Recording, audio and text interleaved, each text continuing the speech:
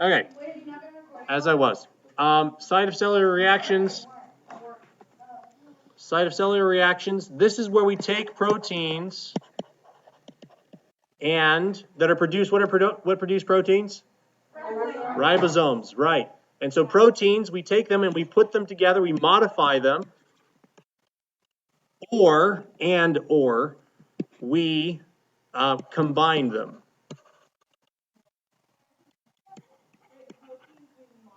We either modify them or combine them. We can combine them. We take proteins that are produced by ribosomes and we put them together into other pieces, build them into things, or we modify them. Now, the other way to look at this is it's like the analogy I have is that this is like proteins are like the bricks and the building blocks. You put them together to build other things that are bigger and more complex. And even the transport proteins, the proteins that you see in the membrane, are a combination of a bunch of different pieces that were built together. Weren't built like that. They are built, yes, in the specific cell in the endoplasmic reticulum. Okay? It depends. But we can get to that later when we talk about mitosis and meiosis. All right, so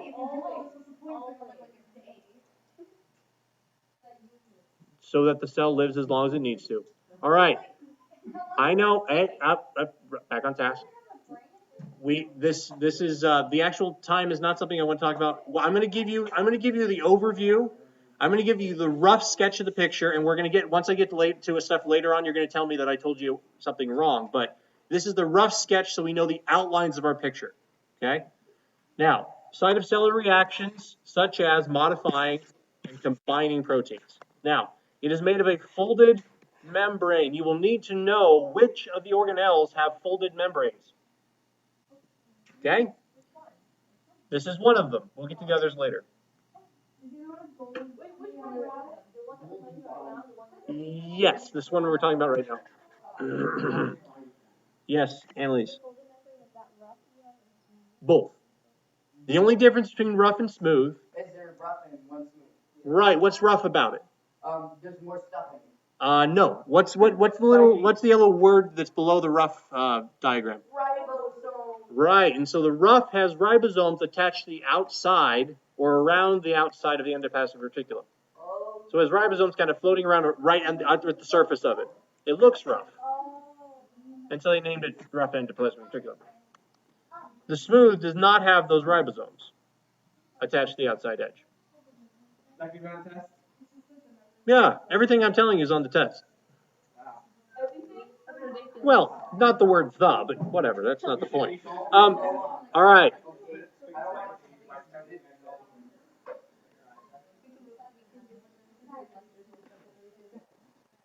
Andy, so explain that out loud to everybody else, because that's the next point I was going to make. Well, it's folded because instead of like being stretched out like this, taking a whole lot of room, it's folded in like this, so that it has the same amount of surface area. Well, exactly. A similar idea.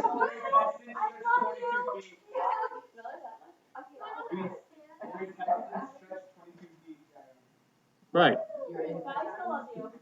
Okay. Good. Now, let us. Oh my goodness, save us!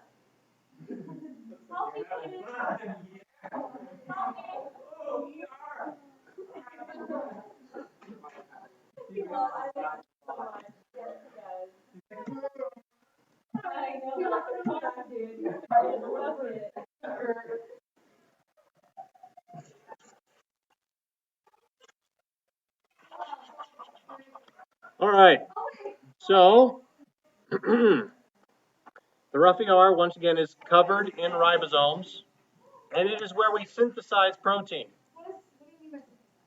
Make. So synthesizing is to make. Because protein is the main thing that we use in cells as building blocks. DNA and RNA. Well, that's why ribosomes are rough. Yes, because they have ribosomes there. I see a fight occurring in my corner.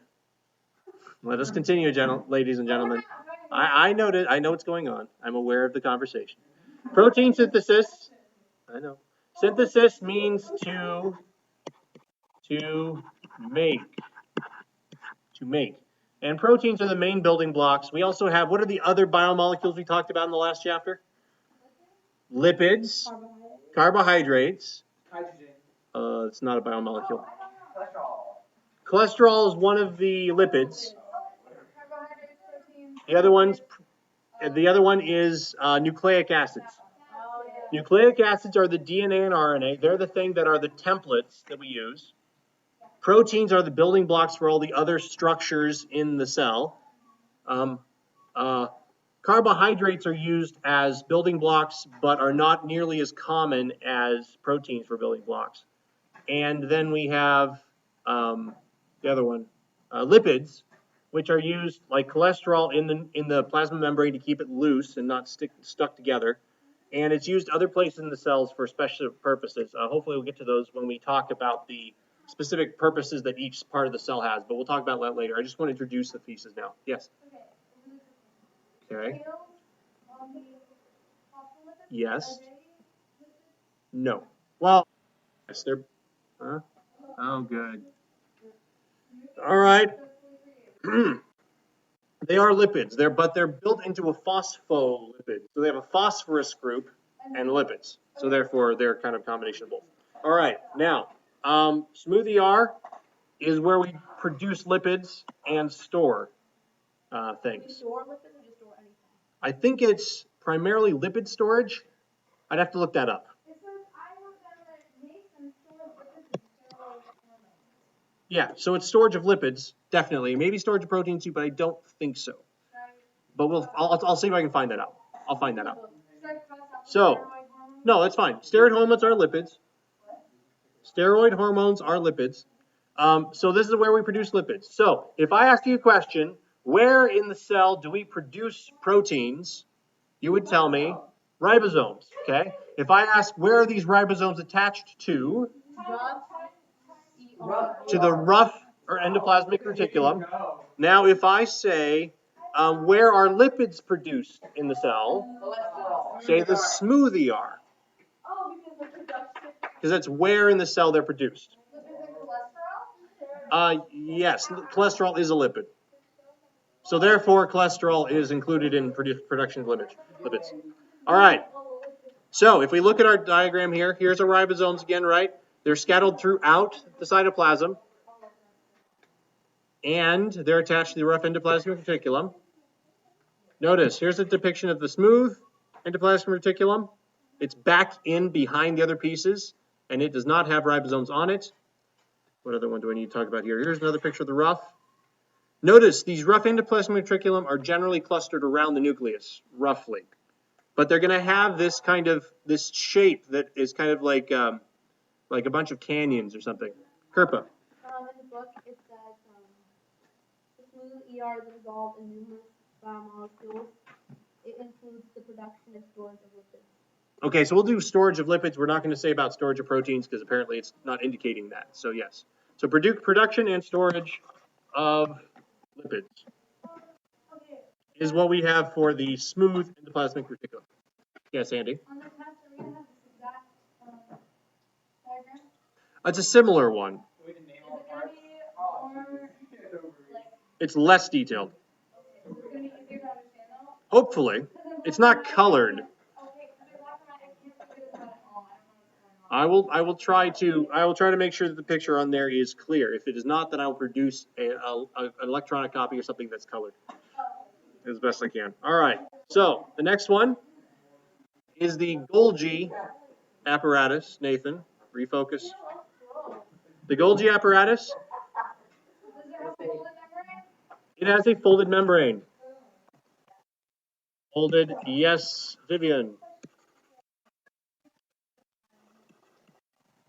I will post a link on Facebook as soon as I get it uploaded, which hopefully will be before 5:30. That's my plan. Like, I love you, Carly! Like that? I don't know if it'll record your voice from there, but sure, it's probably pretty close. You're loud, so that'll work. I love her. Yes? Carly, I want to tell you right now, it's not worth it. And just, I don't know. Nathan, back away from the computer.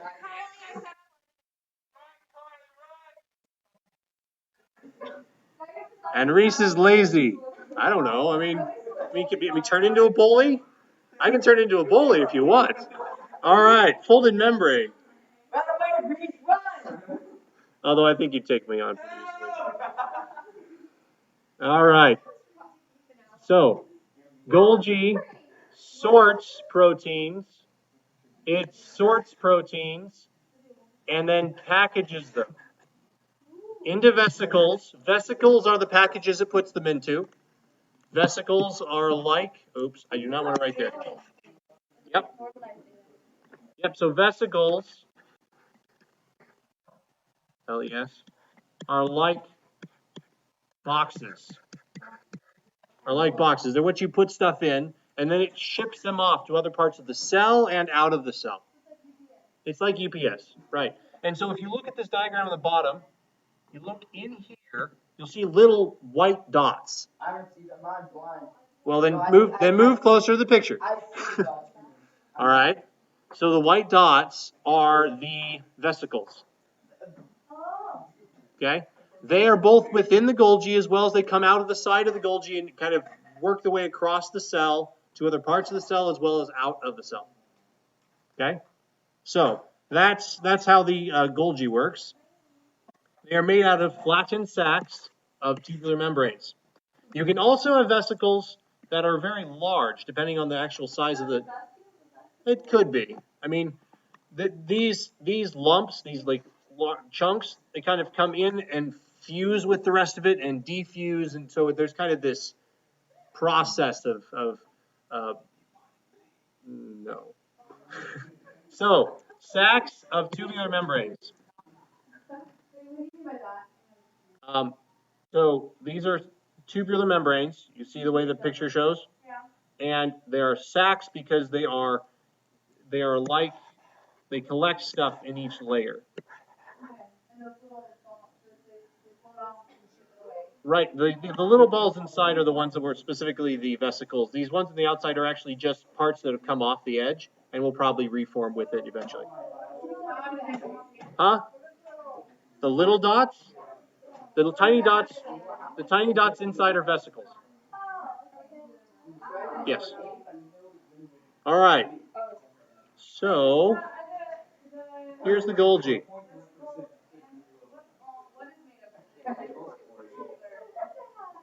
The Golgi apparatus. Vesicles are actually made out of the. Hayden, up here. So the vesicles are actually made out of part of the membrane of the Golgi apparatus. So what happens? Let me go back to my other page here. So if I have, let's say that this is my Golgi apparatus, okay? And part of this membrane here on the edge, let's say a little food particle gets, or something it wants to ship, gets up next to the edge of it, it will actually become a situation where you have this kind of, let me draw this differently. It will kind of make it will surround the piece of food. So the piece of food is out here now. And then this little piece will leave. And so what you get is you get the original left, and then you get a little vesicle. This is a I can't spell vesicle. Anyway, this is a vesicle that will then go off and be shared with other things. And it does remake it. It does not lose over time. It kind of these are coming in and out continuously. And so this one might leave, and we might have some other thing that comes in. And so it usually maintains approximately the same size, which is part of the reason that they drew these. But those could be vesicles. They could just be really large vesicles. That's possible too. Annalise, you have a question? The vesicles are the boxes. They're the things that carry things through the cell, within the cell, and then also out of the cell. Okay, so does the Golgi body make vesicles, or are vesicles just part of them? Let me ask you a different way. If I have let's say I have a lump of silly putty, okay, and I pull off a piece of that silly putty. Did the silly putty make the piece that's off of it? No. No, but it gave it away for another purpose, right? And that's more of what the Golgi does. It doesn't make itself, it doesn't make the vesicles, but it gives a piece of itself away to serve as the vesicle. Oh. Right. Part of it. It was originally part of the Golgi, and it kind of gives it away. Yes. It's not square. It's a membrane, so it's kind of roundish.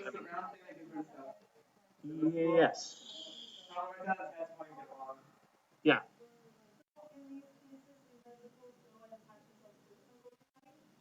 Yes, however, the Golgi body is usually in one area. So it's a Golgi body in one section, and then sends stuff out to the rest of the cell. Huh? To another cell? Usually what happens when it gets to the plasma membrane, it becomes part of the plasma membrane and ejects the thing that it had. Yeah. Hayden. When looking at a microscope, you have to cut an animal cell in half to see all that, right? You would have to get an electron microscope. And you wouldn't have to cut it in half. You could, the electron microscope, if you're focusing at the right level, you can actually see what looks like a slice through the side. But it's not actually cutting it. It's just that that's where it's focused. And everywhere else it's not focused. I'm so confused because I thought it was just a little round ball. Yes. But you have to cut through the ball and the... Right. If I had a regular ball, that's what you'd have to do. Right. And that's what you'd have to do in a regular ball.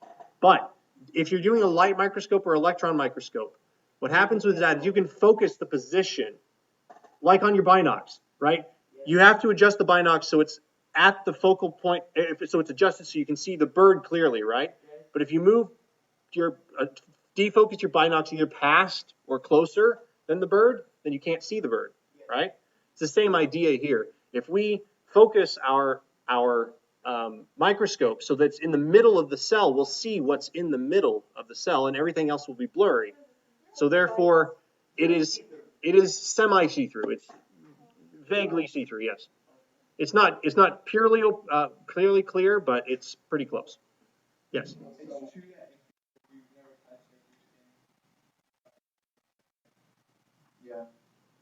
I don't know what you mean. You don't touch live skin. You touch dead skin. Atoms? Well, we can talk about that in chemistry. All right, let's keep going. Any other questions out there? Did I see a hand over here, Samantha? Okay. Right. Well, yes, right, Nathan. But biology. Mitochondria. This one also has a folded membrane. Yes. This is which converts, it actually converts, it doesn't produce necessarily.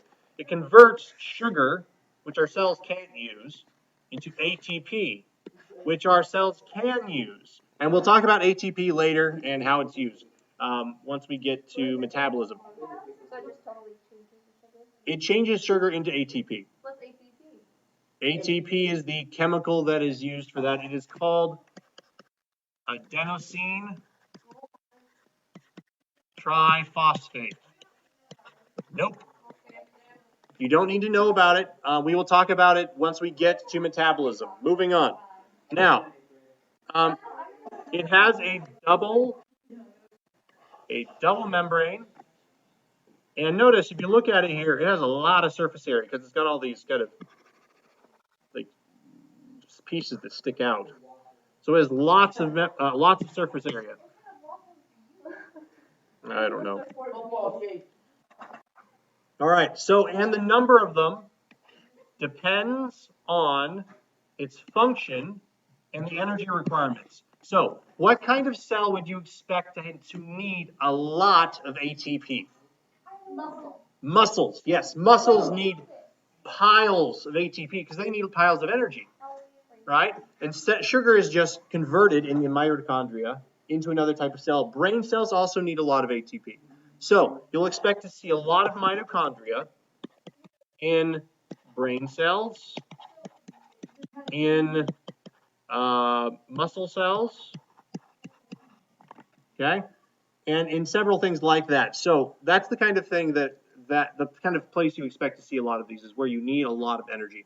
Yes. Okay, so then, you're saying the number of mitochondria depends on the cell function, right? Yes. On the cell's function. Correct. Yep, so this is actually on the cells function. All right, and the energy requirements. So yeah, function. How do you lose brain cells by watching It's more that you don't exercise your brain cells. Oh, okay. If you don't exercise them, they aren't useful anymore. I heard from a lot of kids But- from a lot of years ago. Yes, well, The kids tell me you watch too much TV. well, really, it's not that you're losing the brain cells. It's the people who are telling you that are not entirely scientifically informed and trying to convince you that it's not going to be good for you. I don't think it's good for you, but it doesn't remove brain cells from your head. Alcohol actually might kill brain cells. All right, so not right now. I sense a question that's not related to what we're talking about. Let's move on. I'm not talking about cellular phones either. So let's move on. Mitochondria are up here. In a diagram, you'll see them looking like this. They look like little kidneys with squiggly things in them. No. Sort of. It looks like a kidney bean. Anyway, all right. Which is what a kidney looks like. Kidney bean looks like a kidney. That's why they're called kidney beans. All right. No, not right now, Nathan. No. No. Wait. What's your good question, Nathan? Nathan, what's your good question? Oh, you know people say that, right? That's what people say. Is it true? I don't know. Your body's continuously replacing itself. I don't know about brain cells though. Don't know. I don't know. I have to look it up. I know your skin cells are continuously repairing themselves and replacing themselves. I'd expect the brain's similar, but I don't know. Haven't studied enough. All right, so the waste management or the sewage system.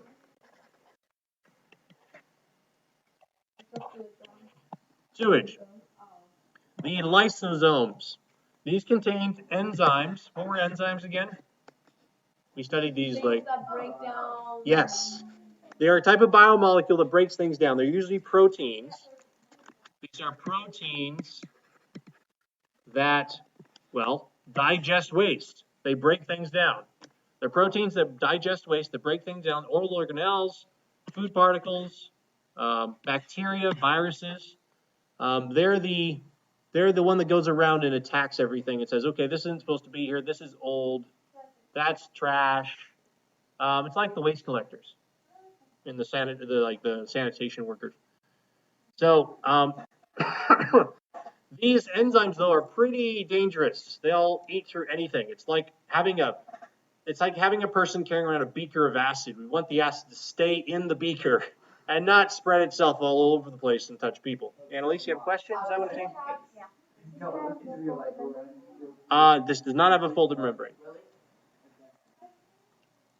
All right. This has a membrane, though, to keep the enzymes from destroying the cell. So the enzymes are just within that membrane. Otherwise, they would go out and eat anything they wanted, and that would destroy good things.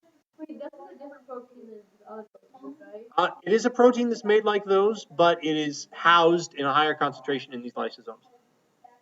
I'm not sure how it gets in them instead of eating other things on its way there, but I can't remember.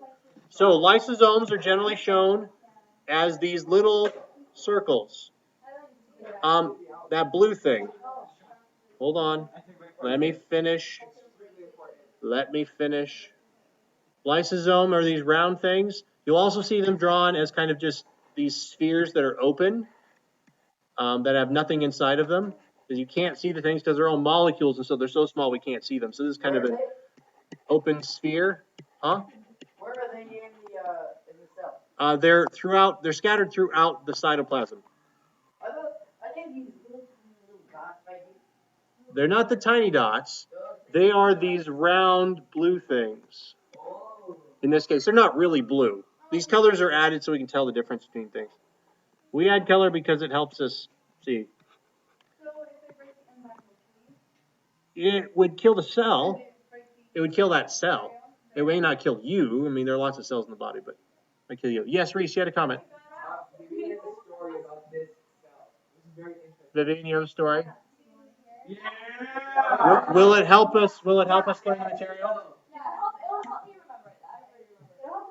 All right, go for it. Okay, so I have this orphan that okay, and he is 13 right now.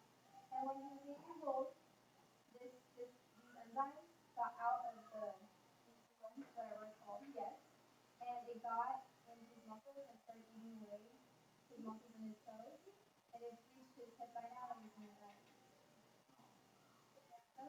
Until Jesus comes into And that's the lysosomes, right?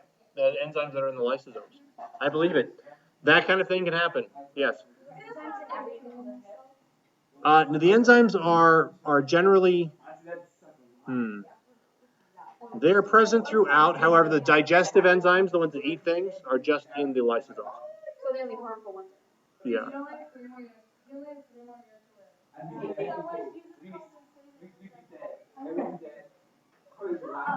All right. Okay, let's continue in the last few minutes. Now we need to talk about locomotion, the things that the cell uses to move. There are two different kinds. They are called cilia and flagella. Flagella are these long, these like things here. That thing. It's like this long tail that it wiggles around and allows it to move through the liquid. It can be. Yeah, sure. Cilia are things like these here. They're often it's like hair almost, but it uses all of them and kind of swims along with all of its little hairs. Ew. Yep. Now, cilia What does it do? they're things used for movement. So movement through its environment. So these are used by cells to move around in their environment. Let's say that I'm a bacteria in the pond. To find food, I want to move from my current location over to where the food is. So I would use my cilia or flagella to get there. Okay, so cilia have short and numerous projections. They kind of look like hairs, like I said. Short and numerous, yes? Do they have mouths to eat things? No, what most bacteria just take it in through their membrane, kind of absorb it. This is present in some of our cells have cilia. The ones in our respiratory tract, in the lungs and the esophagus, those have cilia on them, and what those cilia do is they brush the mucus out of our lungs so we don't die of choking. And so that's what the cilia do in our body. But in flagella are generally associated with bacteria and other protists, as are cilia. But they're really, it's like your arms and legs. So they're like our arms and legs. If you look at, let's say, a millipede has lots of legs, right? And lots of legs are what the millipede uses to move. That's the same idea here. Depends. Yes, Annalise. Are there flagella in rodents, plant animals? They're not in plant cells. They're almost only in animals. Yeah. All right. For the cilia, they work like oars on a rowboat. They push the fluid around it back, and so they can move through the sample. Flagella are long whip-like protrusions of the cell. But they're one. Right. They're usually 1 or 2 per cell. So you only have a few flagella per cell, and they're used to propel the cell through. And this is like controlling a boat with just one oar. You can do it. You can drive a boat forward with just one oar if you. Well, if you do, if it's a long enough oar, yeah. And if you put it over the back and then you kind of push it side to side, you can actually push the boat along with just one oar. Yes. Yes. Oh, yes. This is on the outside of the cell, by the way, in case you weren't. Yes, flagella and cilia are both on the outside of the cell. So this is like, in our case, this is our arms and legs. We use our arms and legs for movement. In our case, our arms and legs are like our cilia, our flagella, because we use them as the things we move, to make us move. Yeah. Yeah. But these are usually in single-celled organisms. These are commonly in single-celled organisms. The place where we have them in our bodies, we have cilia in our respiratory tract, in our nasal passages, in our nose, in our lungs to push the mucus around so that it doesn't choke us. All right.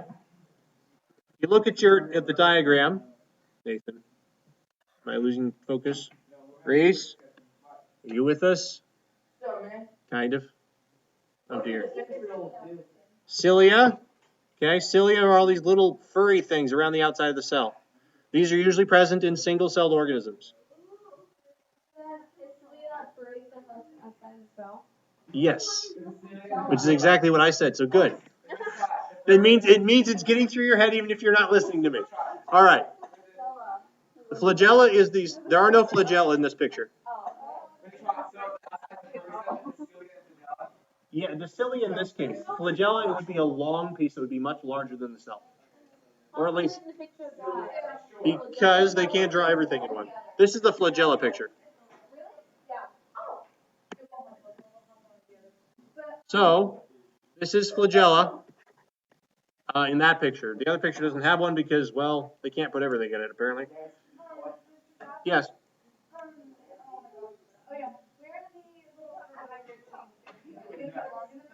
No, they're gonna be short in the cilia. They should be down here at the base of them, kind of sticking up here. Okay. So then they kind of like brush up against another cell. Yeah. Yeah. But often when we talk about those carbohydrate trains, they're actually in cells without cilia. Often. They're not exclusive, mutually exclusive, but when we talk about them in our body, they're usually in cells that don't have that. So the plasma membranes are just touching. All right, so class is going to end. We're going to do cytoskeleton tomorrow. It's a framework. We will get to that later.